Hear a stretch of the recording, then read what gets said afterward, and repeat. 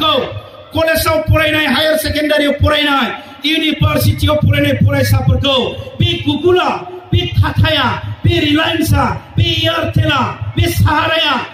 कम्पानिफ्रा बायगोन ना बाया बायनोबा बायजानांगोनबा IIT नि स्टुडेन्ट जानांगोन IIM नि स्टुडेन्ट जानांगोन NIT नि स्टुडेन्ट जानांगोन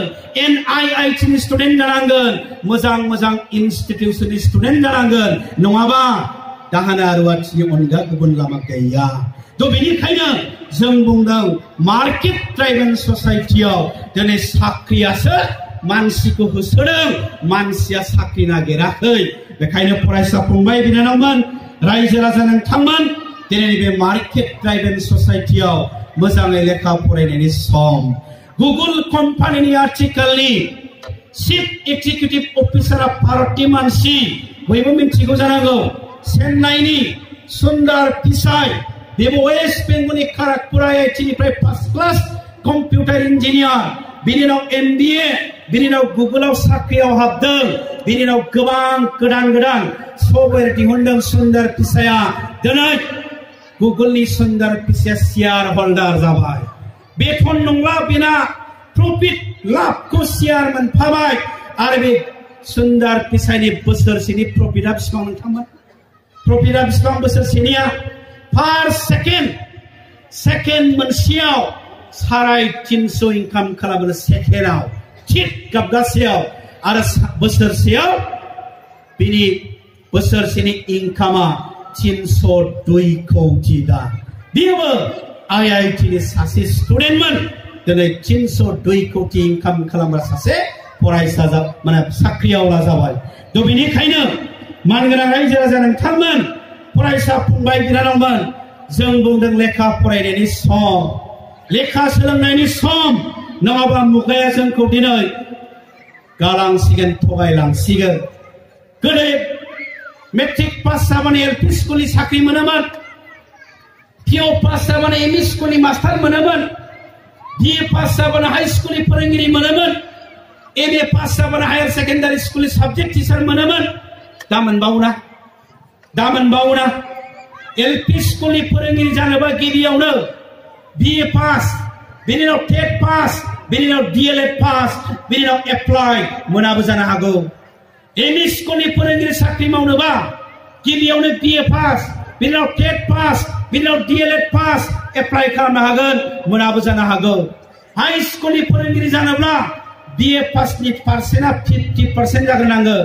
बिनि उनाव BEd जाग्रोनांगोन बिनि उनाव टेट जानांगोन बिनि उनाव एप्लाइ मोनाबो जानो हागौ होनबा खम दंबावोना मायाबा होनबा खम दंबावोना थ' बेनिखायनो जों बुंदों मोजाङै लेखा फरा आरो जों बुंदों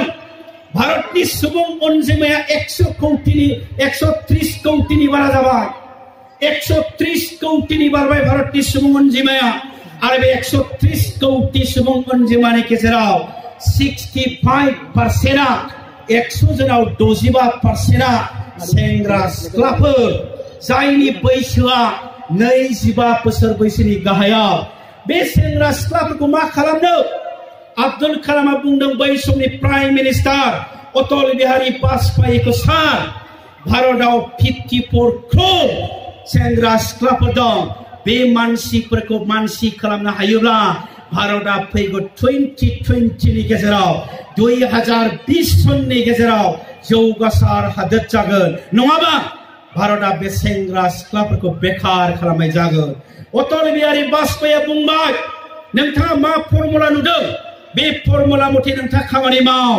बे लेखा आब्दुल कालामआ मिशन फोसावबाय मिशन इन्डिया 2020 बेखौ लानानै बिथाङा 65% इयुथफोरखौ दुलाराय भारतनि स्कुल कलेज टेक्निकेल कलेजफ्राव फैनानै लोगो हमफैबाय बुंफैबाय आं मोनसे गिदिर सिमां नुदों भारतखौ फैगौ 2020 आव गेदेमा हादोर दानांगौ आरो बे थांखिखौ जाफुंहोनांगौबा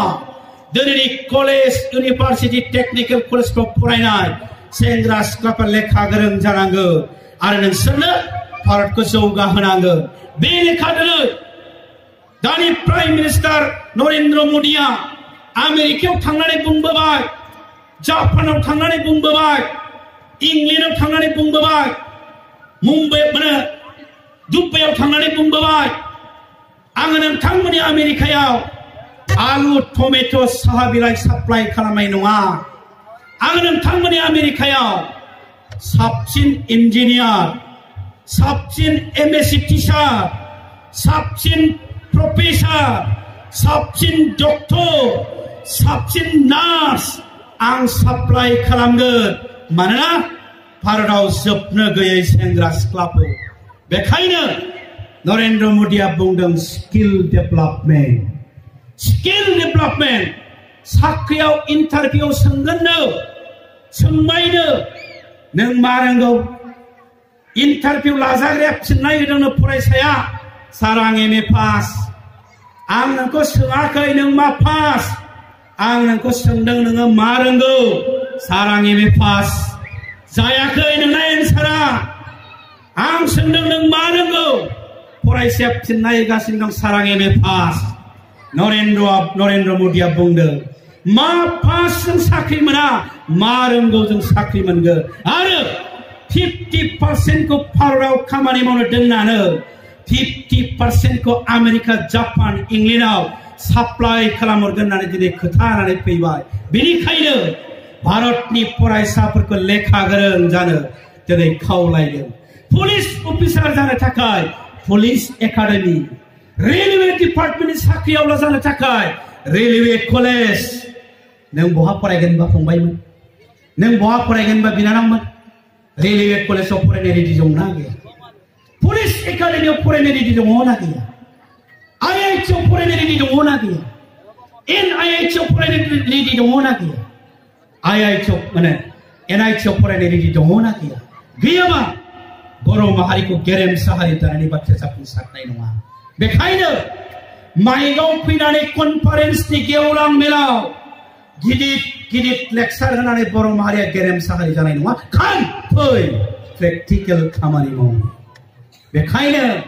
जों लेखा गोरों नङा जों फैदों एलपि स्कुलाव जों लेखा गोरों नङा जों फैदों एमइ स्कुलाव जों लेखा गोरों नङा जों फैदों हाई स्कुलाव जों लेखा गोरों नङा जों फैदों हायार सेकेन्डारियाव जों लेखा गोरों नङा जों फैदों कलेजाव मानो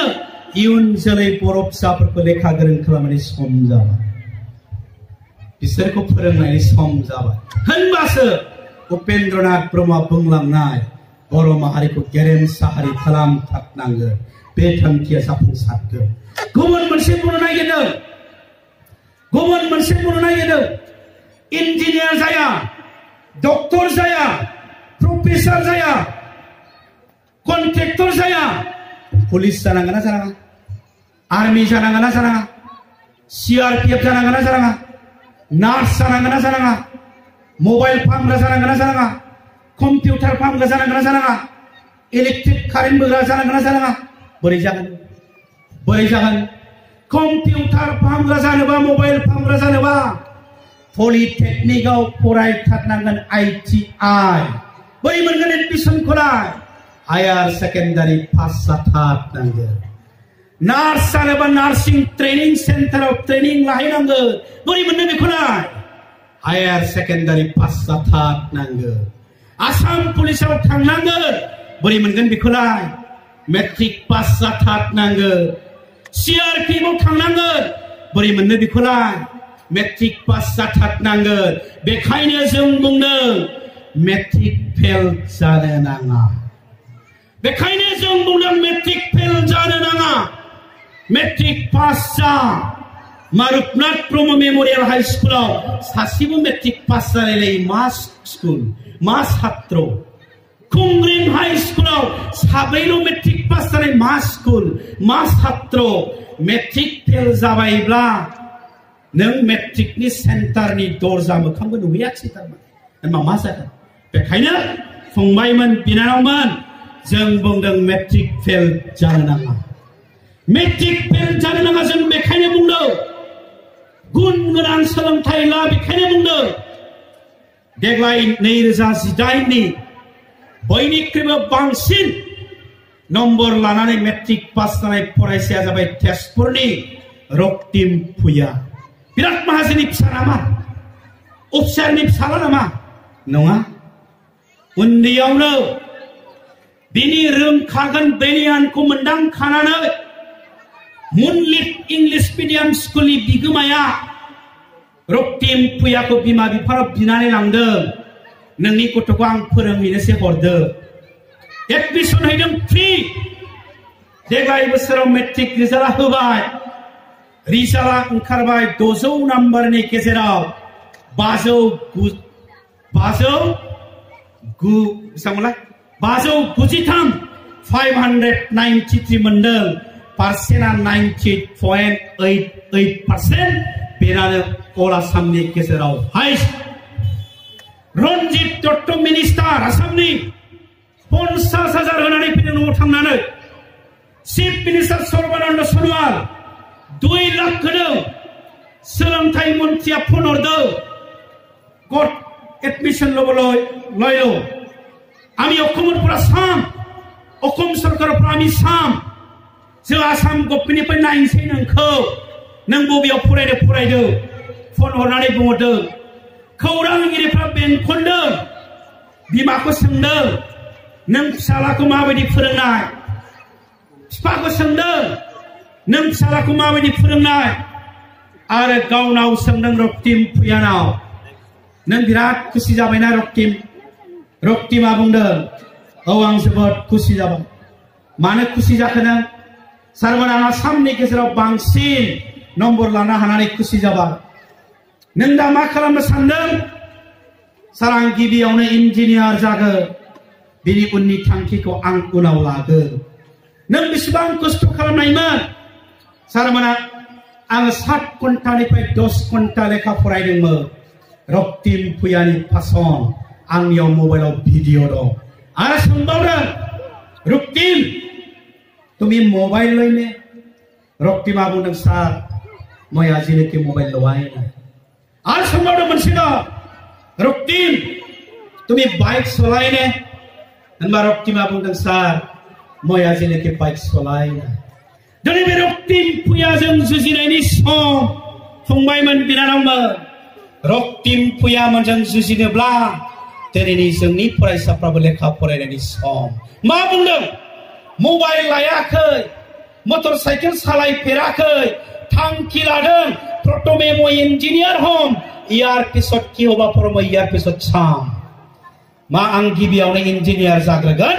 बिनि उनाव आं उननि थांखिखौ लागोन रक्तिम पुया बुंदों जोंनियाबो बुं गिबियावनो आंनो बाइक नाङा गिबियाव आंनो मबाइल नाङा गिबियावनो आं इन्जिनियार जाग्रोगोन जोंनियाबो बुं होनबासो देरहासार जागोन अल इन्डिया सीबीएसई नि रिजाल्टखौबो जों नायदों अल इन्डिया सीबीएसई नि रिजाल्ट अल इन्डिया सीबीएसई नि रिजाल्टआव 3 फरायसाया हाइस्ट नाम्बार लादों 3 फरायसा बिसिना 600 नाम्बार नङा 500 नाम्बारनि गेजेराव हाइस्ट नाम्बार लानाया बेसेबां लादों सोरबा मिथिगौ ने 499 लादों बेसेबां खम 500 नाम्बाराव बेसेबां खम मात्र 1 नाम्बारल' खम मीडियाया सोंदों सासे फरायसाखौ हाइस्ट नाम्बार लानायखौ आर यू सेटिस्फाइड यस सर नों गोजोनबाय ना औ आं जोबोद गोजोनबाय मानो सार आं अल इन्डियानि गेजेराव हाइस्ट नाम्बार लानो हानानै जोबोद गोजोनबाय सासेखौ सोंबाय नों अल इन्डियानि गेजेराव हाइस्ट नाम्बार लाबाय 499 नों गोजोनबाय ना सार आं गोजोनाखै मानो गोजोनाखै नों अल इन्डियानि गेजेराव हाइस्ट नाम्बार लानानै मानो गोजोनाखै नों सार आं बेखायनो गोजोनाखै आंनो 500 आव 500 नांजोबगौमोन 1 नाम्बार खम जाबाय बेखायनो आं गोजोनाखै बेखायनो आंनि 1 नाम्बारखौ मानो दाननाय बे साबजेक्टनि खाथाखौ आं नायफिनगोन बेखायनो आं आरटिआइ होबाय फरायसाया बुंदों 1 नाम्बार खम मोननायाव मालाय आरटिआइ होनानै पेपार्स नायनो नागिरदों जोंनिया मेट्रिक फेल होनबा जों बोरै बर' गेरेमसा बर' हारि दानो थ' बेनिखायनो फरायसा फंबाय बिनानावमोन आइ आफा रायजो राजा नोंथांमोन फै जोंनि गेजेराव रेभुलेसन लाबोनांगौ जोंनि गेजेराव जांख्रिखांनाय लाबोनांगौ लेखा फरायनायनि लेखा सोलोंनायनि गेदेमा मानसि जानायनि अफिसार जानायनि लेखा फरायनायनि आन्दोलन होनबासो जों बर' हारिखौ गेरेमसा हारि खालामनो हागोन। बेखायनो दिनै बे पेन्डेल सिङाव जिरायनाय एलपि स्कुलनिफ्राय इउनिभार्सिटिसिम फरायबाय थानाय फरायसाफोरखौ खेबसे गसंनानै जोंनो सिनायथि होनो थाखाय आं खावलायहरदों गासैखौबो। एलपि स्कुलनिफ्राय एमए फरायनायसिमनि फरायसाफोरखौ गसंनानै सिनायथि होनो थाखाय आं खावलायहरदों बयखौबो। फरायसाफोरखौ गासिबो आरोबाव बेल'थ' नङाना, मेरला दङ गेजेर गेजेर। आरोबाव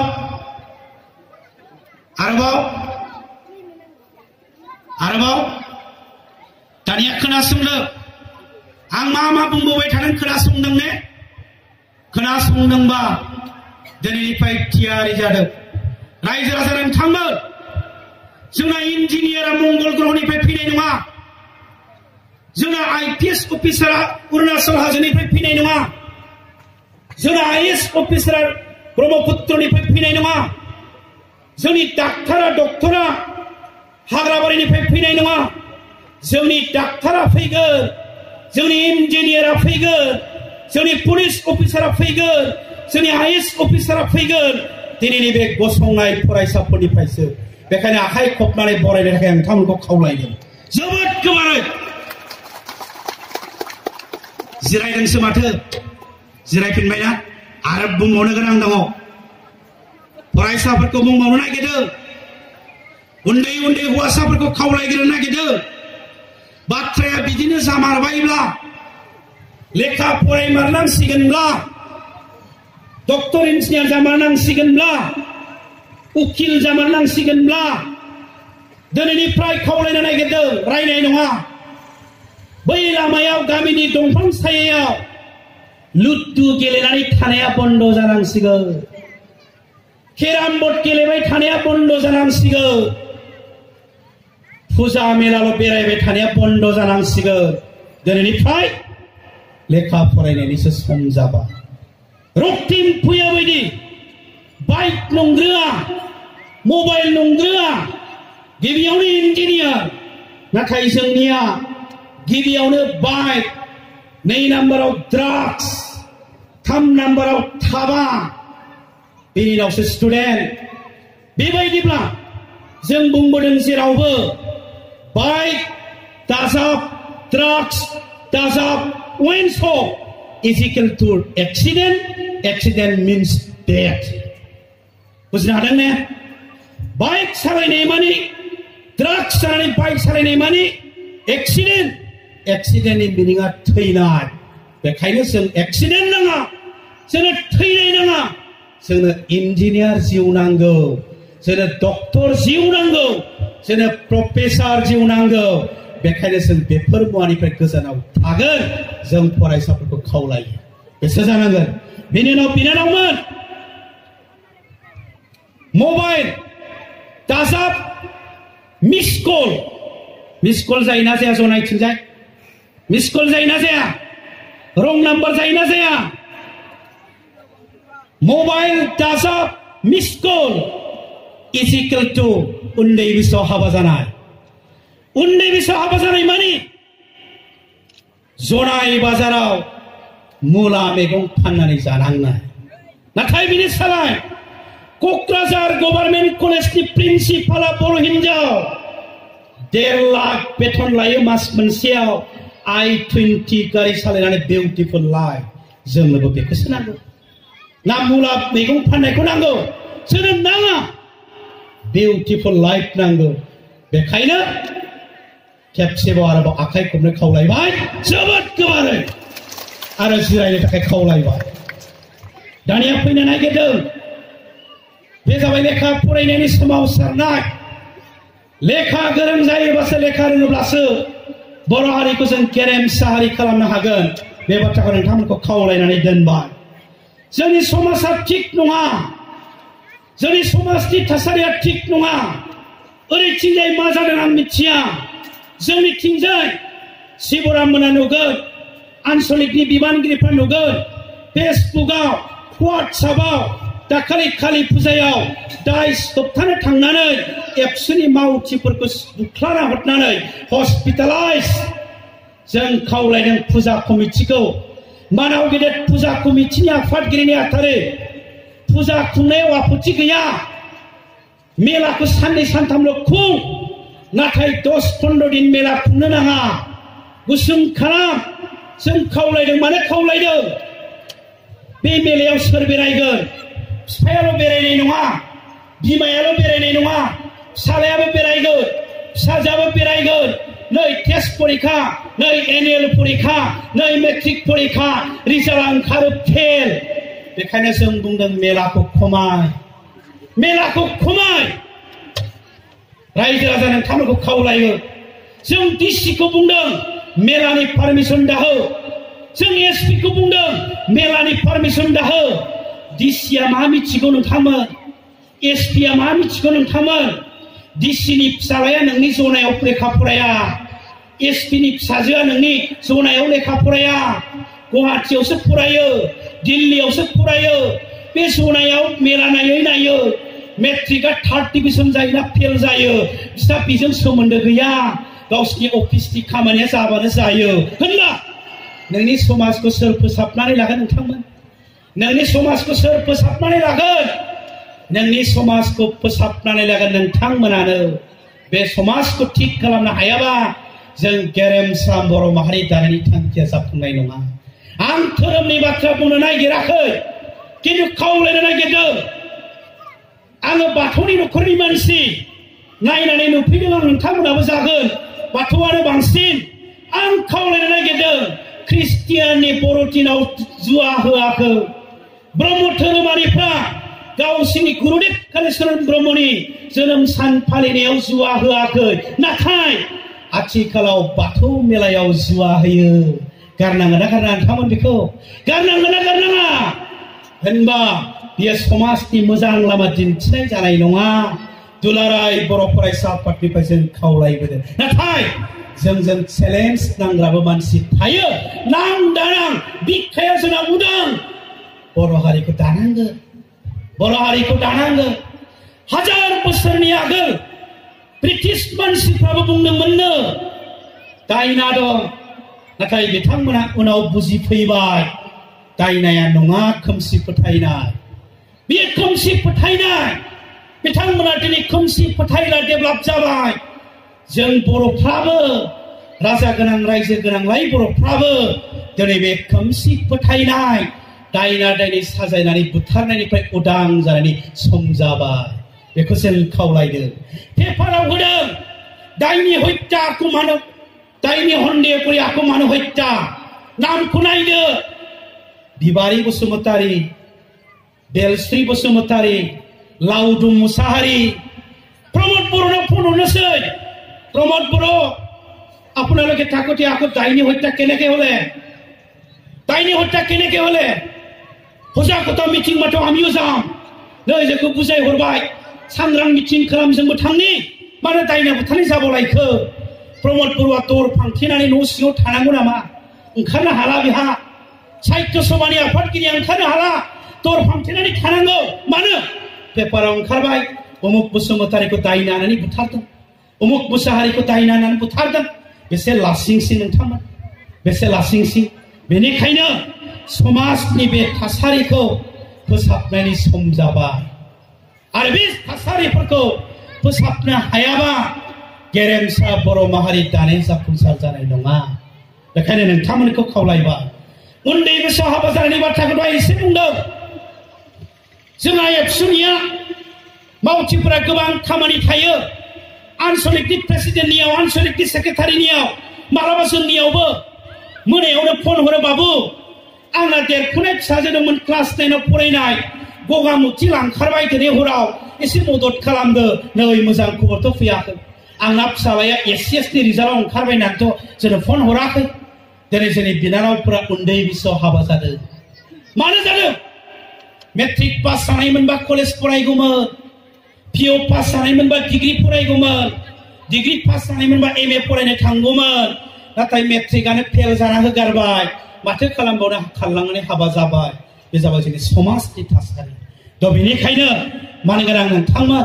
समाजनि बेफोर थासारिफोरखौबो फोसाबनायनि सम जाबाय जों जाय खोथाफोरखौ रायलायदों बिनि अपोजिट बिनि उल्था जोंनि सेंग्राफोरा खालामदों दिनै मा खालामदों हाइरडनि थाबायाव बिसोरनि जायगा सिगारेट अरथिंनाया बिसोरनि केरेक्टार स्कर टेन्ड्राइ ड्राग्स जानाया बिसोरनि आखु दिनै एक्सिडेन्ट जानानै सानफा साफा एभारेज बर' सेंग्रा थैगासिनो दं बोरै होबथानो बोरै फोसाबनो इन्जिनियार जागौमोन डक्टर जागौमोन अफिसार जागौमन टुप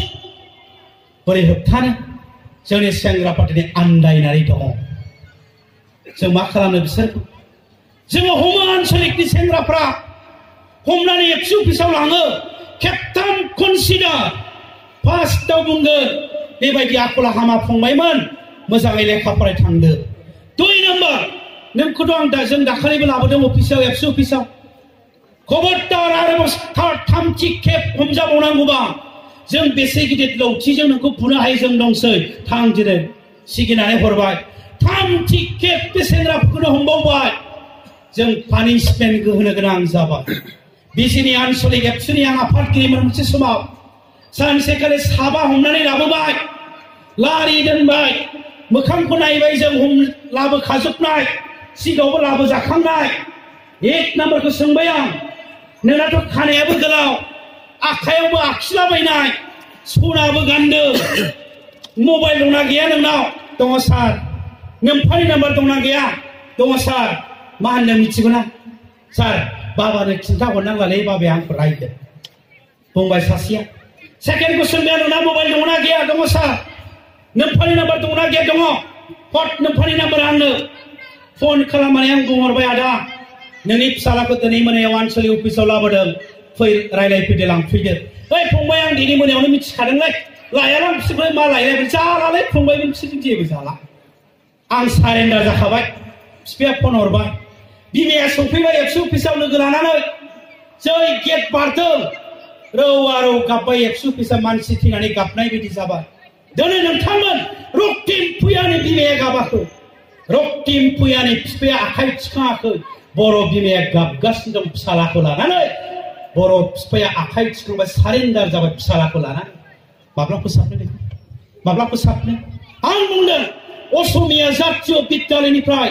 149 जन परीक्षा होनायाव 142 जन फार्स्ट डिभिजन जादों जोंनिया ड्राग्स जादों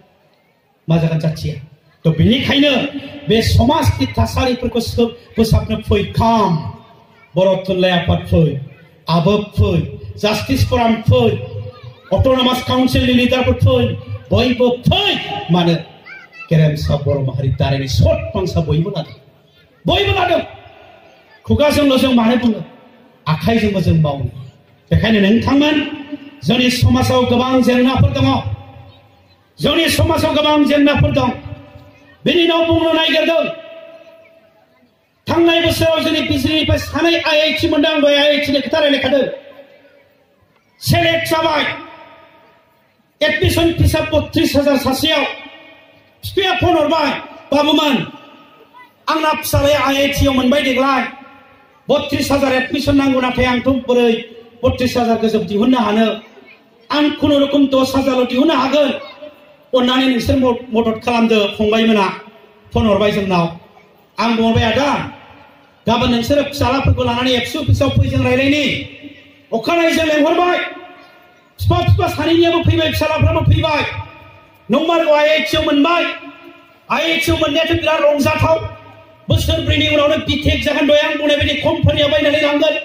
कौटि थाखा बेथन मोनगोन जोङो 20,000 हरदेरनानै बे फंबाय सानैखौ जों एडमिसन लानो थिनहरबाय खड़गपुराव सासे उत्तराखंडआव सासे आं बुंनो नागिरदों मानगोनां आदा नोंथां मानगोनां बाजै मानगोनां फंबाय मानगोनां बिनानाव नोंनि फिसालायाबो गाबोन आइआइटि मोनगोन नोंनि फिसाजोआबो गाबोन आइआइटि मोनगोन नोंनि न'खरा गोरिबब्ला माजों आइआइटि फोरोंनो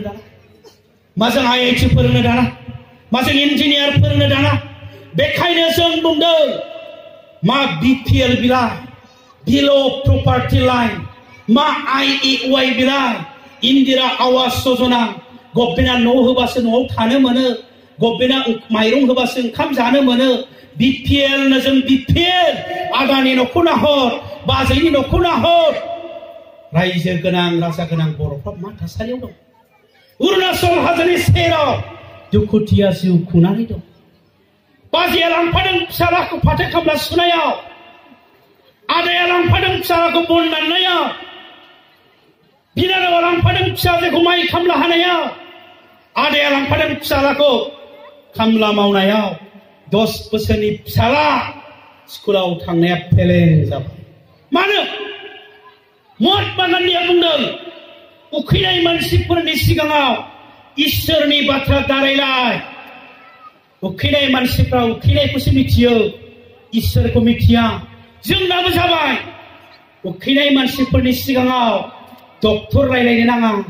इन्जिनियार जानानै रायलायनो नाङा पुलिस अफिसार जानानै रायलायनो नाङा जों गोरिब बे गोरिबखौ बोखारनानै समायना न'खर गोनां बर' हारि दानि सम जाबाय नोंथां दाफिननायनि सम जाबाय बेखायनो आबाद मावदोंबा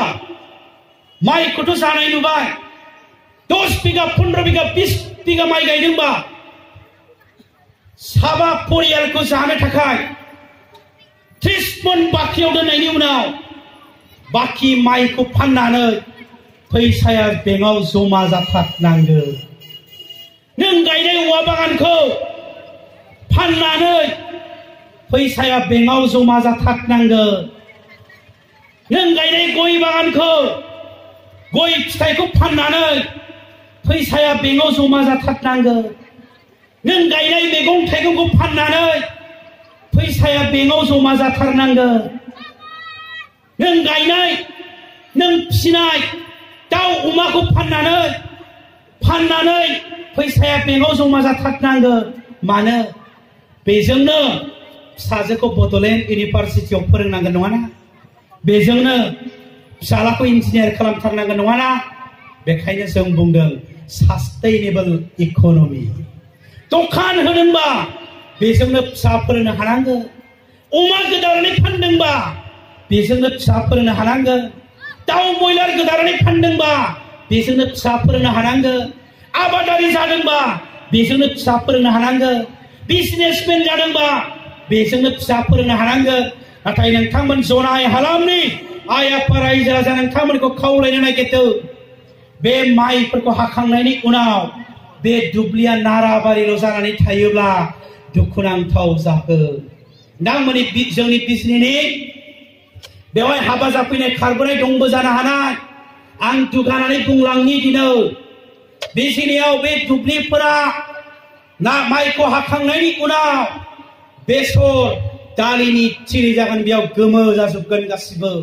खेबसेल' आबाद मावनानै जोंनि रांखान्थिया बोरै जौगानो दुब्लिखौ सोमखोर खालाम गोमो खालामजोब बेसर बारिजों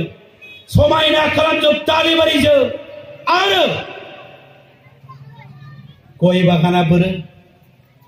बागाना बोरो जोंनाव सोदोब मोनसे दं बर'फोरनि गेजेराव